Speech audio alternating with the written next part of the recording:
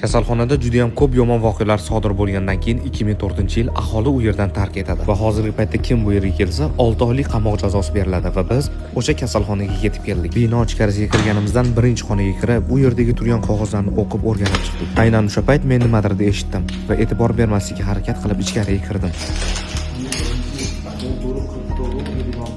2001-yildan ekan.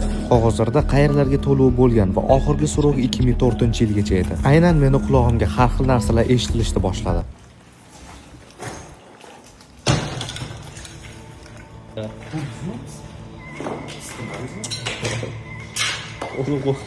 Bolnitsa xona ichkarilarini tekshirishni boshladik. Ketdik.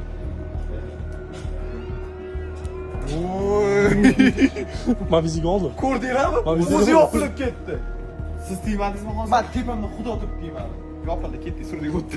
Xonalarda hech narsa yo'q, chunki bizdan oldin kimdirlar bo'lgan. Hamma narsalar sinib yotibdi va biz yana ovoz eshitdik.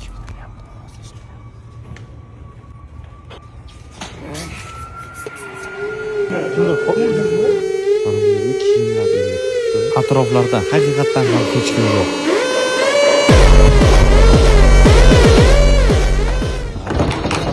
Yuragiga ketdi.